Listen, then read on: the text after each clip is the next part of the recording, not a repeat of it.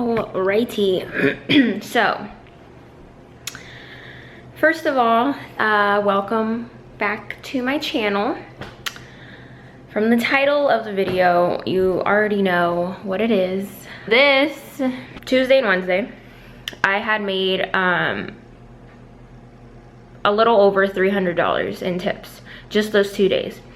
Though that money was supposed to pay for my Kaiser medical bill that I have to pay monthly because I went to the emergency room in August or July, and then I have to like pay it off because it's like crazy expensive.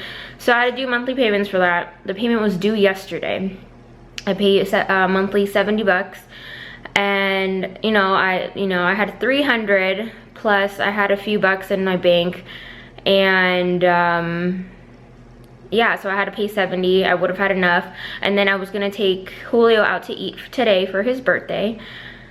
And then on Wednesday night after work, it was like midnight, I go to the bank. I have Citibank.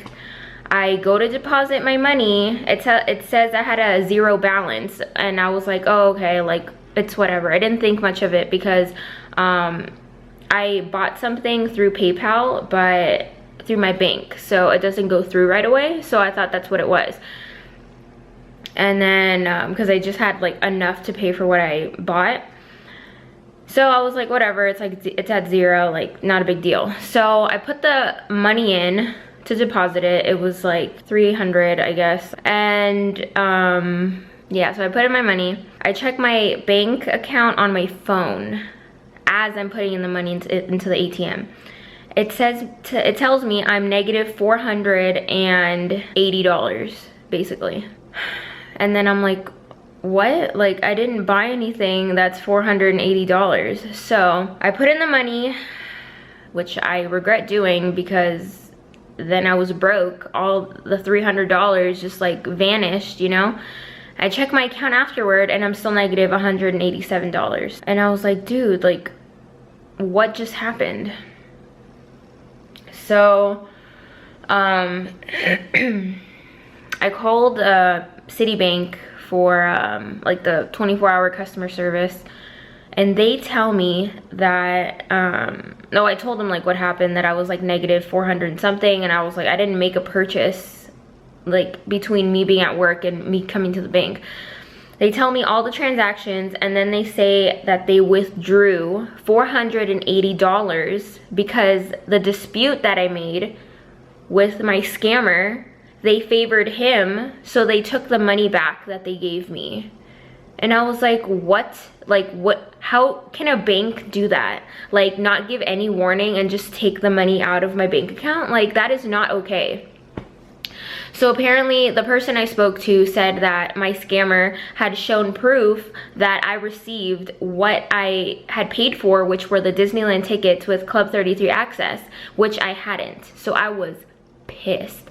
And they said they couldn't do anything about it, that I had to make an appeal for the dispute, basically saying that it wasn't right, that I was retrying to win the case, basically. And I'm like, how the heck do they favor a scammer? Like, how do you not favor your customer? Like, I had proof. I sent proof the first time, and they still favor the scammer. Like, I was livid. I was so mad. I was crying. I was so mad. I want to cry now, but I'm not going to. So that was on Wednesday night. Thursday, I woke up, I was already sick. I woke up worse. I didn't go to school.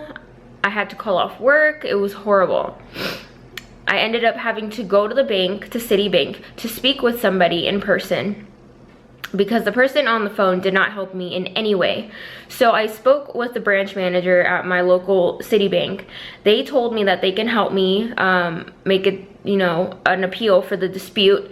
I just had to gather up information. I printed out proof. I printed out all the text messages. I printed out me looking up the guy's phone number and showing that it says that he has scammed other people. So I wasn't the only one, So I had all that. I had to write a letter, and then the person at the bank told me that my case would be stronger if I had a police report. And I was going to make a police report from the beginning, but I got my money back. So I'm like, okay, well, it's not necessary, you know? And what the bank lady told me was that the money that they returned to me was provisionary, meaning it was temporary. It was like, here, I'll give you the money in the meantime while we work on your case. And if you lose, we'll take it right back. Like, what bank does that? I don't know if it's like an every bank thing, but I was just so mad. Like, I was like, no, this isn't okay. So since the branch manager at the bank told me that my case would be stronger if I had a police report, that's what I did. I went to my local police station, I filed a report, I showed them all the proof, the text messages, me looking up their phone number, them scamming other people.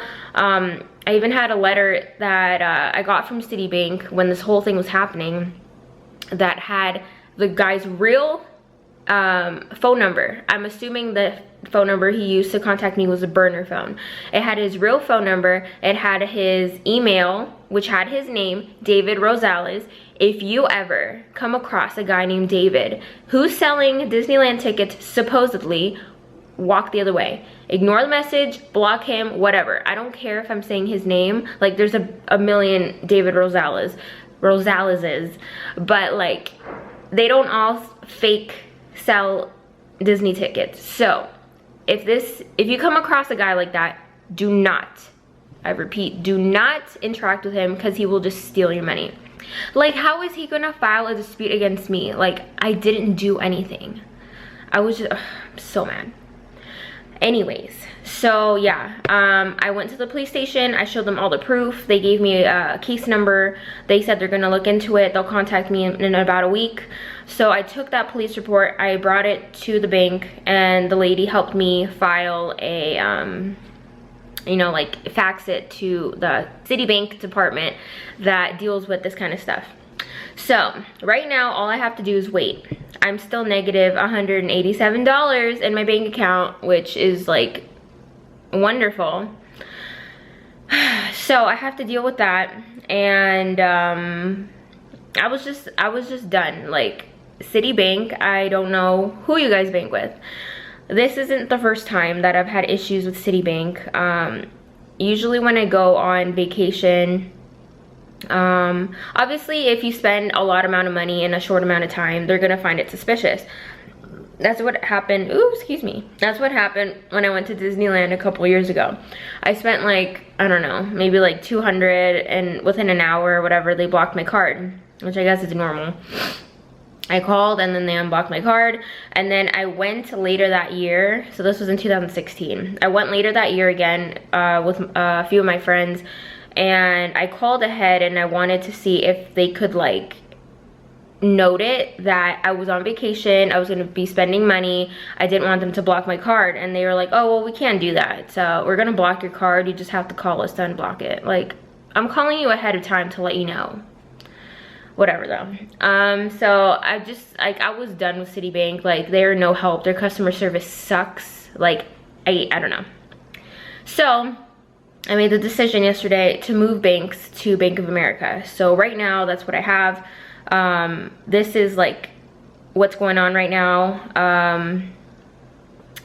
Yeah, so that's what I'm dealing with. Like, I'm just so mad. Like, how can he file a dispute against me when he was the one that scammed me? Like, apparently in the report, I have received the goods or services in full. Like, when did you send me anything?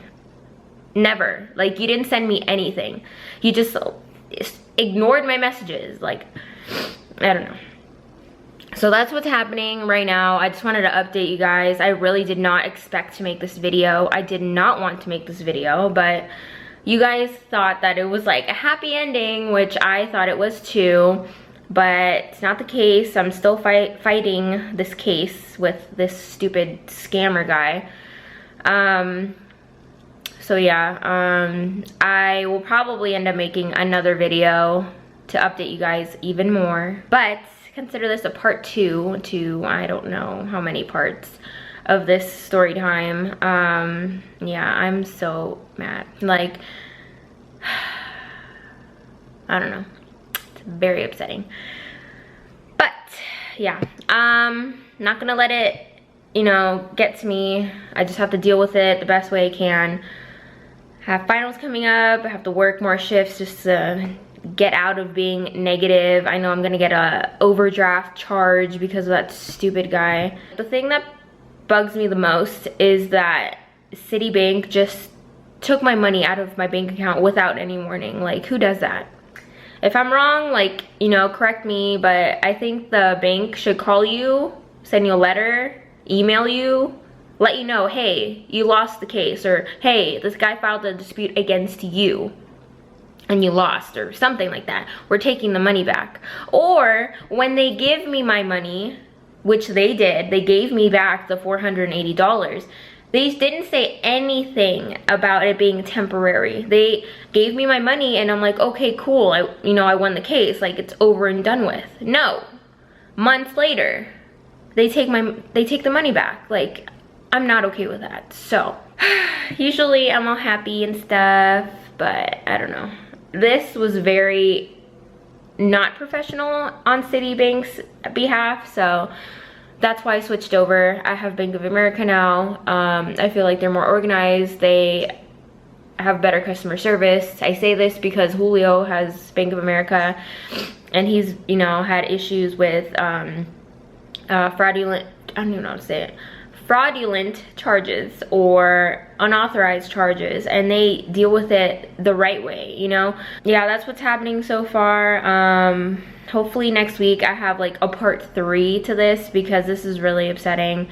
Thank you guys for listening. I hope that this video was a little like wake-up call to pay attention to your, you know, whether it be your bank statements, your recent charges. Make sure that everything adds up, that you know what you paid for, you know what you didn't pay for. That way you can like prevent stuff like this happening. Do not make any weird purchases through eBay and then pay for it, you know, on another like app or website or whatever. I'm so mad at myself. I will update you guys once I know what's happening, but as far as right now, that's it. Ugh, I want to kill this guy. Thank you guys for listening. I will talk to you guys later. Thank you guys for listening. I hope this video helped you in some kind of way, whether it be scamming or, you know, listening to your gut, because that's what I didn't do when I made this purchase. But yeah, thank you guys for watching. If you have any comments, questions, or concerns, leave it in the comment section. Don't forget to like, comment, share, and subscribe. And subscribe if you want to hear the part 3, because this is really upsetting. But yeah, I hope you guys are having a fabulous day or night whenever you're watching this, and I will see you guys in my next video. Bye guys.